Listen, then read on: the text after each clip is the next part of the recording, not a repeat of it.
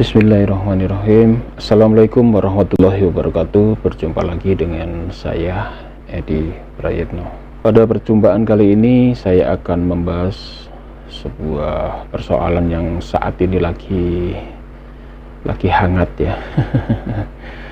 Yaitu masalah anjing ya. Dari masalah anjing ini memang masalah sensitif di masyarakat Muslim Indonesia ya. Jadi kita pernah beberapa kejadian itu menyangkut masalah anjing ini memang bikin ribut ya. Dulu pernah tahun 2020 ada orang atau sebuah yayasan membagikan nasi anjing dengan gambar kepala anjing. Sontak rame, waktu itu rame, bahkan masyarakat sempat heboh, bahkan pelakunya ditangkap dan diperiksa oleh Polda Metro Jaya waktu itu. Dan saat ditangkap mereka diperiksa, dan saat diperiksa mereka ditanya, kenapa Anda memakai nama nasi anjing dan bahkan memasang kepala anjing di sana. Tetapi jawab mereka adalah, dia bilang karena porsinya itu lebih besar dari nasi kucing, dia bilang, karena nasi kucing itu agak sedikit dan isinya juga tidak ada menu yang berisi daging anjing, tidak ada, tetapi hanya namanya saja. Sebetulnya maksudnya baik, ingin memberikan makan orang-orang banyak, sebetulnya maksudnya itu mulia, maksudnya baik, mulia, tetapi karena mengambil sebuah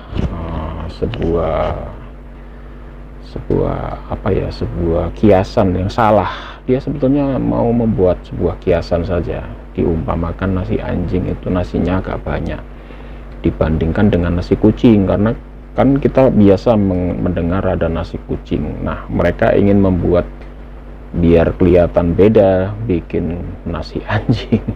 Malah ribut, mereka ditangkap. Jadi memang sensitif memakai kata-kata anjing ini. Termasuk beberapa bulan yang lalu Ustadz Yahya Waloni juga sempat bikin heboh karena di dalam sebuah dakwahnya beliau mengatakan di sebuah jalan, waktu itu saya melihat anjingnya saya tabrak. Akhirnya sempat media dihebohkan lagi, ada yang pro, ada yang kontra, ada yang tidak suka dan ada yang suka. Kemudian di akhir atau di awal bulan yang lalu kita juga sempat dihebohkan juga karena ini dari seorang menteri agama kita, yaitu Bapak Yakut ya. Dari Bapak Menteri Yakut ini membandingkan, jadi bukan menyamakan, membandingkan suara adzan, karena waktu itu beliau mengatur suara adzan itu supaya tidak bising, tidak mengganggu orang banyak. Jadi volumenya diatur, kemudian berapa menit diatur, kemudian kalau subuh itu bagaimana juga diatur. Jadi diatur pemakaian toa ini diatur supaya semua nyaman. Tujuannya baik, tujuannya bagus, tetapi lagi-lagi mengambil diksi yang salah. Bapak Menteri mengambil atau membuat perumpamaan membandingkan suara yang bising itu, diumpamakan kalau tetangga kanan kiri muka belakang memelihara anjing semua, anjingnya menggonggong semua. Apa enggak bising? Sontak ini masalah ini bikin ribut lagi, bahkan sempat membuat masyarakat yang tidak terima melakukan demo di depan kantor Kementerian Agama. Tapi saya tidak membahas persoalan masalah itu, jadi itu biarlah masyarakat yang menilai.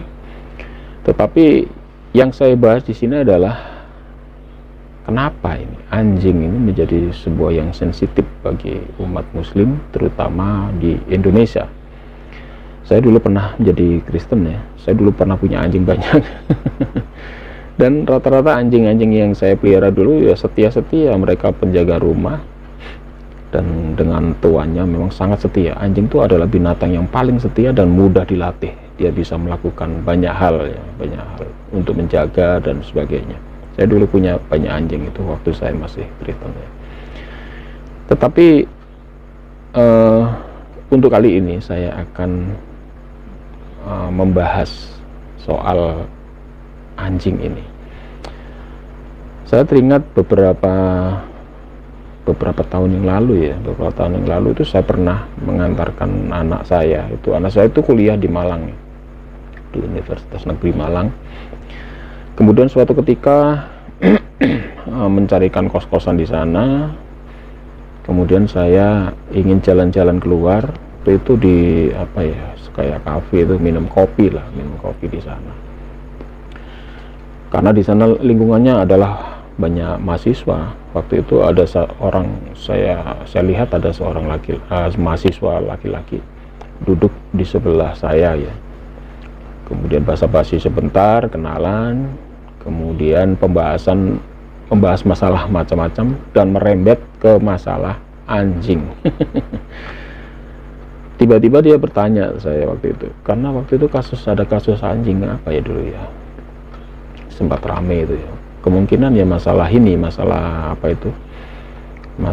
nasi anjing itu ya. Karena nasi anjing itu kejadiannya tahun 2020 ya, 2 tahun yang lalu ya, masalah nasi anjing waktu itu masih hangat-hangatnya membahas masalah nasi anjing ini. Dan mahasiswa itu tiba-tiba bertanya dia pada saya, Bapak Muslim? Iya, saya juga Muslim, dia bilang. Oh iya, bagaimana pandangan Bapak soal anjing? Loh, kenapa? Apakah anjing itu boleh dimakan? Ataukah anjing itu najisnya permanen atau bagaimana? Saya jawab, ya kalau menurut saya pribadi sih anjing ya haram dimakan, apalagi dimakan kena air liurnya saja haram, dia bilang. Ternyata si mahasiswa ini menjawab, Bapak mengatakan haram dasarnya dari mana? Karena tidak pernah disebutkan di sana baik hadis atau Al-Quran yang mengharamkan daging anjing. Wah, saya waktu itu ya sempat, wah ini mahasiswa pinter juga ya membalikkan pertanyaan. Ya memang nggak ada, tidak disebutkan gitu. Ya makanya disebut.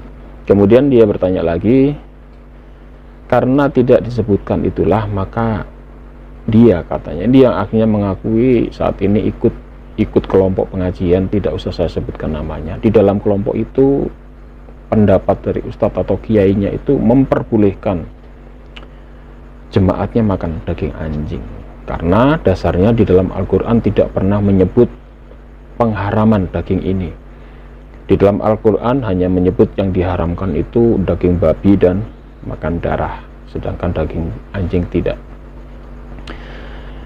Ya, itu pendapat dia ya, saya hormati saja, namanya pendapat, bebas-bebas saja orang berpendapat. Dan si mahasiswa ini kelihatannya masih belum puas, dia kemudian bertanya lagi, kemudian jika saya memelihara anjing apa boleh atau tidak?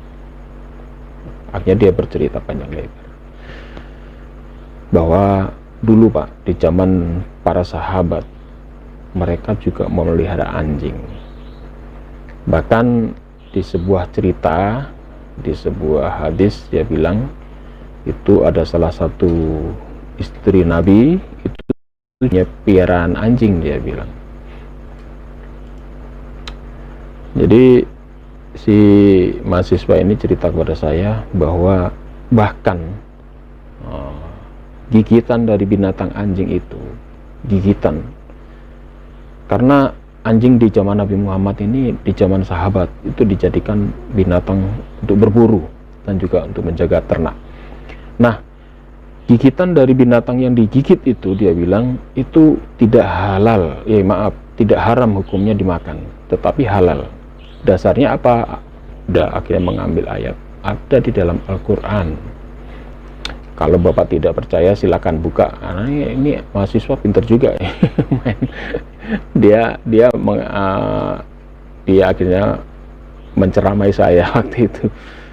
Dia mengambil contoh, saya ingat waktu itu dia di Al-Maidah ayat 4, dan memang ayat ini memang sudah sangat populer ya. Kalau saya baca, ya, kita baca ya, Al-Maidah ayat 4 ya. Mereka menanyakan kepadamu, apakah yang dihalalkan bagi mereka? Katakanlah, dihalalkan bagimu yang baik-baik dan buruan yang ditangkap oleh binatang buas yang telah kamu ajar dengan melatihnya untuk berburu. Kamu mengajarnya menurut apa yang telah diajarkan Allah kepadamu, maka makanlah dari apa yang ditangkapnya untukmu, dan sebutlah nama Allah atas binatang buas itu waktu melepaskannya. Dan bertakwalah kepada Allah, sesungguhnya Allah amat cepat hisabnya. Jadi menurut si mahasiswa ini, dia bilang ternyata apa? Ternyata gigitannya anjing, jadi buruan itu, binatang buruan itu yang sudah digigit, itu ternyata boleh dimakan dan itu tidak haram. Jadi ini kebolehan mereka memelihara anjing, dia bilang. Sedangkan yang mengharamkan atau menajiskan itu hanya air liurnya. Air liur itu waktu kena di tubuh atau di benda itu bisa dibersihkan, dia bilang, dengan 7 kali dicuci dengan air dan pasir ya. Zaman Nabi Muhammad kan belum ada sabun, mungkin zaman sekarang udah ada sabun ya, bisa dengan sabun lebih bersih. Jadi najis itu tidak permanen, dia bilang. Najis itu bisa dibersihkan. Jadi di zaman Nabi Muhammad, para sahabat, bahkan istri Nabi ada yang punya anjing itu, dia bahkan para sahabat ini memelihara anjingnya, bahkan saking dekatnya dengan mereka, mereka bisa bergaul dengan anjing-anjingnya, bahkan anjingnya itu bisa menjilati bekas makanannya, bahkan bekas minumannya. Tetapi Nabi Muhammad waktu itu tidak mengatakan bahwa itu adalah najis permanen yang tidak bisa dibersihkan. Ternyata najisnya juga bisa dibersihkan. Dan ini masih menurut si mahasiswa tadi ya. Jadi ini waktu itu dialognya bagus sekali. Waktu itu hujan-hujan. Saya ingat, soalnya munculnya kasus si Bapak Menteri Yakut ini ya. Saya teringat dengan kisah si mahasiswa yang dialog dengan saya dulu, yang mempertahankan pendapatnya bahwa di kelompoknya itu memelihara anjing tidak apa-apa, bahkan memakan dagingnya juga tidak apa-apa. Karena saya tadi disuruh nyarikan ayatnya pengharamannya kalau makan daging di Al-Quran dan hadis, memang tidak ada gitu. Tetapi ini ya, menurut saya ini terserah Anda. Saya juga tidak menggurui Anda, ini hanya sharing pengalaman saja, dan ini membuka sebuah wacana baru soal ya keanjingan. Jadi ini ada ya, jadi di kalangan muslim pun sebetulnya masalah anjing ini memang terbelah dua pendapatnya. Ada yang mengatakan bahwa anjing ini boleh dipiara, bahkan boleh dimakan, tetapi ada yang mengatakan najis total, tidak boleh dipiara dan sebagainya. Tetapi menurut sejumlah imam itu memang mengatakan anjing itu tidak pernah najis. Memang saya baca di beberapa buku, memang saya baca memang sejak zaman dahulu anjing merupakan hewan yang mudah diajari dan juga dilatih. Al-Quran juga mengistilahkan hewan pemburu ini dengan istilah mukallibin, atau hewan-hewan yang sudah diajari atau diajarkan mengganjing atau diajarkan cara-cara berburu dan sebagainya. Hewan ini sangat bisa bermanfaat bagi manusia. Pandangan ulama tentang hukum anjing ini selama anjing itu dianggap sebagai hewan yang kenajisannya selama ini menurut orang di Indonesia atau muslim di Indonesia, kenajisannya adalah mutlak. Padahal jika mengkaji kasanah Islam yang lebih luas, kita menemukan fakta bahwa di zaman beberapa nabi-nabi terdahulu itu sudah ada binatang ini, bahkan sampai di zaman Nabi Muhammad. Kenapa saya mengatakan ini? Karena kalau kita lihat di beberapa ayat kitab Bible-nya orang Kristen, itu diceritakan di zamannya nabi-nabi terdahulu, baik itu di zamannya Nabi Nuh, Nabi Ibrahim, Kemudian di Tauratnya Nabi Musa itu diceritakan di beberapa ayat itu mengangkat masalah istilah soal anjing ini. Dan ayat-ayat di dalam Bible yang bercerita soal anjing ini sangat banyak sekali. Bahkan di dalam kitab Perjanjian Baru atau di kitab Injilnya orang Kristen itu juga Yesus dalam hal ini juga mengambil perumpamaan adalah seekor anjing, yaitu waktu seorang perempuan Kanaan datang kepada beliau. Ini ditulis di dalam Injil Matius pasal 15 ya. Tetapi perumpamaan di sini Yesus mengata-ngatai perempuan ini sebagai ucapan yang kasar ya, saya lihat ya. Saya pikir ya kasar sekali. Karena diibaratkan nantinya ibu ini diibaratkan seperti anjing. Bagaimana kisahnya itu ditulis di dalam Injil Matius pasal 15 ayat 21 sampai 28. Silakan Anda baca sendiri ya. Tetapi intisari ceritanya adalah ada seperempuan Kanaan yang sudah mendengar bahwa Yesus ini bisa menyembuhkan orang, kemudian dia datang. Nah, ini coba kita baca di dalam Matius pasal 15 ayat 21. Lalu Yesus pergi dari situ menyingkir ke daerah Tirus dan Sidon, maka datanglah seorang perempuan Kanaan di daerah itu dan berseru, kasihanilah aku ya Tuhan, anak Daud, karena anakku perempuan kerasukan setan dan sangat menderita.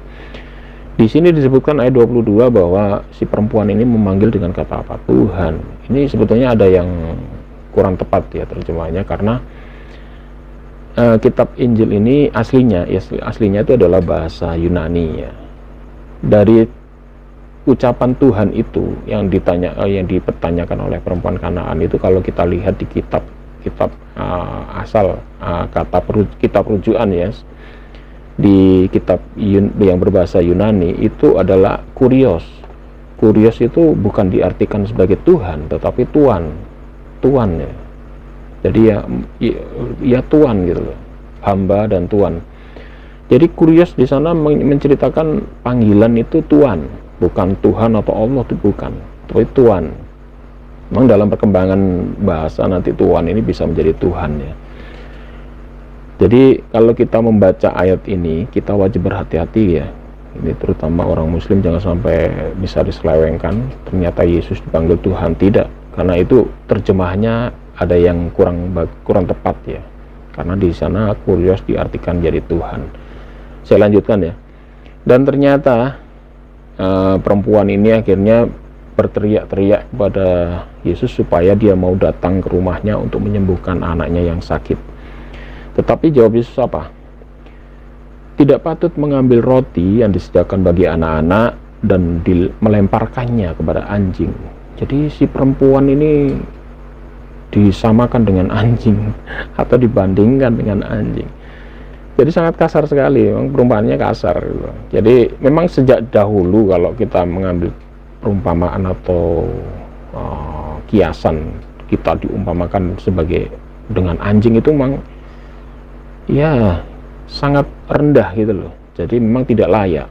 Itulah sebabnya kenapa Menteri Yakult kemarin waktu membandingkan suara adzan dengan gonggongan anjing, ya memang bahasa suci adzan itu kan suci, kemudian dibandingkan dengan hewan yang dianggap rendah, itu kan memang sangat jauh perbedaannya. Meskipun anjing ini juga ciptaan Allah, tetapi memang stigma binatang ini binatang yang rendah atau najis itu memang tidak bisa ditolak, apalagi di kalangan umat Muslim.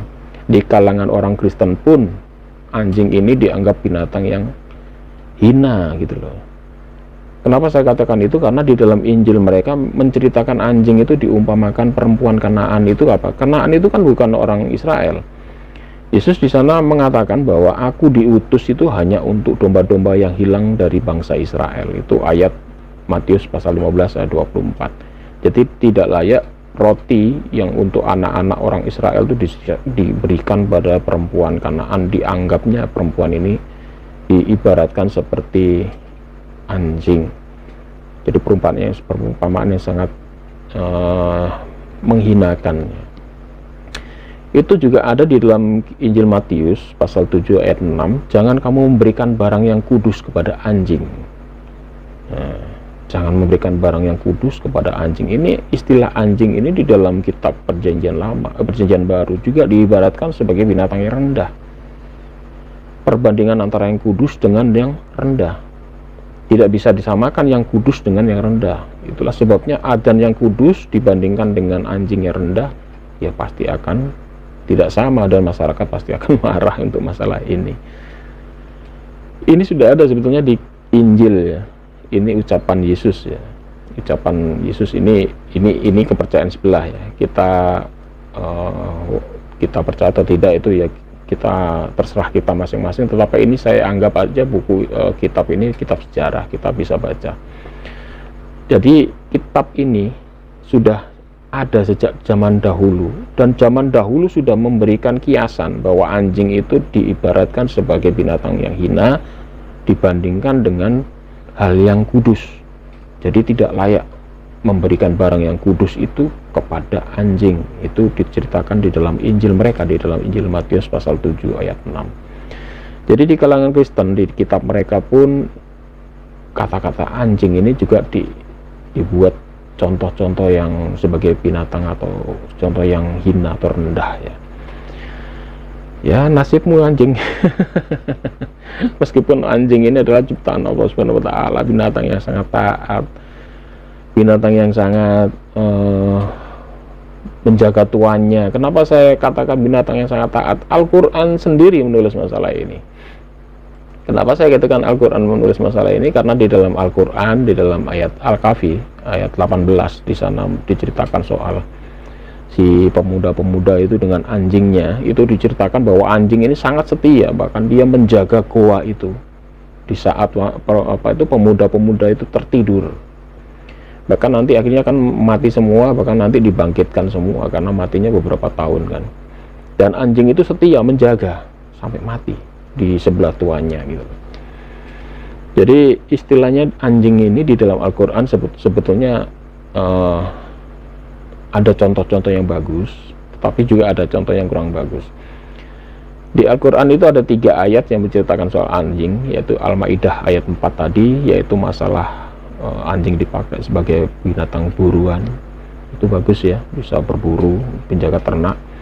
Kemudian di Al-Kahfi ayat 18 itu juga bagus, anjing ini menjaga tuannya dengan setia. Tetapi ada lagi di Al-A'raf ayat 176, ini baru membandingkan antara yang baik dengan yang buruk, dan Allah membuat perumpamaan anjing ini adalah sebagai contoh yang buruk. Jadi anjing ini sebetulnya ada dua sifat ya. Ada anjing yang baik, bisa dilatih, bisa taat pada tuannya, tetapi ada anjing yang jahat. Karena apa? Sifat serigalanya itu ada. Anjing ini adalah keturunan dari serigala. Revolusinya dari binatang serigala menjadi anjing. Jadi sifat-sifatnya, kebinatangannya itu masih ada. Dia makan daging, dia makan bangkai kadang-kadang gitu loh. Sifat kotornya ada. Itulah sebabnya karena dia makan kotor, air liurnya jadi najis karena sering makan bangkai. Ada bangkai ayam dimakan, ada bangkai tikus dimakan. Itu anjingnya. Memang ada anjing yang bagus, setia, bisa dipiara dengan baik, dengan dikasih makan yang baik juga, dan menjadi binatang yang sangat taat pada tuannya. Al-Quran juga membagi 2 ini. Ada 3 ayat menceritakan soal anjing, 2 ayat itu Allah membuat suatu perumpamaan anjing ini sangat bagus, tetapi 1 ayatnya membandingkan ayat sebagai anjing ini binatang yang rendah, yaitu di Al-A'raf 176. Saya bacakan ya. Dan kalau kami menghendaki, sesungguhnya kami tinggikan derajatnya dengan ayat-ayat itu, tetapi dia cenderung kepada dunia dan menurutkan hawa nafsunya yang rendah. Maka perumpamaannya adalah seperti anjing. Jika kamu menghalaunya, dijulurkan lidahnya, dan jika kamu membiarkannya, dia mengulurkan lidahnya. Jadi anjing di sini diumpamakan adalah seperti orang yang cenderung kepada dunia dan menurutkan hawa nafsu yang rendah. Jadi anjing ini ya diibaratkan binatang yang rendah, suka menurutkan hawa nafsu, suka berfoya-foya, suka dunia dan sebagainya. Sakar PDW ya, maksudnya gitu. Kalau dikasihkan ayat-ayat yang derajatnya lebih tinggi, dia selalu menolak. menolak di sini diibaratkan seperti anjing yang selalu menjulurkan lidahnya. Kamu kasih ayat, dia tetap menjulurkan lidahnya. Kamu tinggal pergi, dia tetap menjulurkan lidahnya. Seperti apa? Orang ngece gitu loh. Dikasih hikmah, dikasih pengertian, dikasih nasihat, tidak mau menerima. Itu diibaratkan sebagai anjing yang menjulurkan lidahnya. Dan sebagai orang yang suka menurutkan hawa nafsunya yang rendah, itu diumpamakan juga seperti anjing oleh Allah Subhanahu wa taala. Jadi di dalam Al-Qur'an ini memang terbagi dua, ada anjing yang baik dan ada perumpamaan anjing yang buruk. Dan demikian juga di dalam Alkitab umat sebelah, ya, kitab Injil tadi, bahwa Yesus mengumpamakan orang yang hina itu seperti anjing juga. Dan di kitab-kitab perjanjian lama atau kitab Taurat, kitab Tauratnya Nabi Musa, itu banyak sekali yang mengambil sifat-sifat anjing, ya. Kekerasan-kekerasan fisik itu dianggap wajar, itu seperti sifat-sifat anjing. Itu ada di dalam 1 Samuel, di dalam Amsal Sulaiman. Kemudian perbandingan manusia dengan anjing untuk memanggil mereka, mensiratkan bahwa mereka punya status yang sangat rendah, itu ditulis di kitab Raja-Raja, Keluaran, Ulangan, 2 Samuel, Amsal Sulaiman, Pengkhotbah, dan Samuel pasal 24. Jadi diibaratkan adalah orang yang sangat rendah, itu diibaratkan dengan anjing. Itu di dalam kitab Tauratnya Nabi Musa ditulis ada ternyata.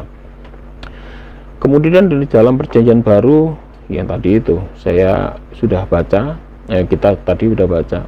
Di dalam ayat yang lain di perjanjian baru juga ada menyebut manusia anjing, itu berarti orang tersebut dianggap jahat. Itu di dalam Filipi pasal 3 ayat 2 dan Wahyu pasal 22 ayat 15. Jadi pandangan Alkitab pun melihat anjing ini juga sangat rendah.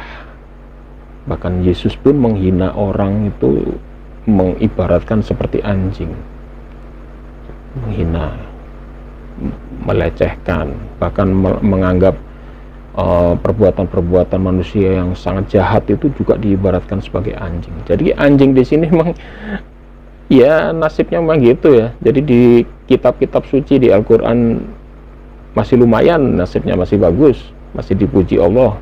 Anjing bagi kitab yang anjingnya ada yang anjing yang bagus, dan juga diibaratkan yang sifat-sifatnya jelek tadi, ya.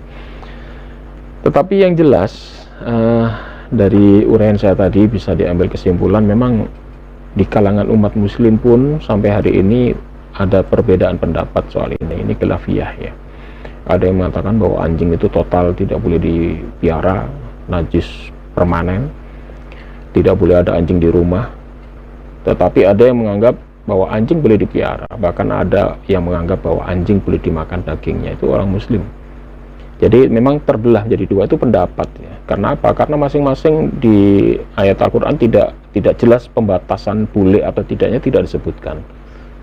Jadi masing-masing menafsirkan sesuai dengan penafsirannya, kelompoknya masing-masing, sesuai dengan imam yang diikutinya, ya, atau mazhabnya, ya. Tapi yang jelas setelah kita ketahui bersama bahwa di zaman Nabi, di zaman para sahabat, ternyata anjing-anjing ini sudah bergaul dengan mereka, dan mereka juga tidak mempermasalahkan. Anjing sudah bisa bergaul, menjaga rumah, menjaga ternak, bahkan diajak berburu. Dan Nabi tidak melarang para sahabat untuk tidak memelihara. Kalau di saat itu anjing tidak diperbolehkan dipiara, pasti Nabi Muhammad sudah melarangnya. Ternyata Nabi Muhammad tidak ada ayat yang melarangnya.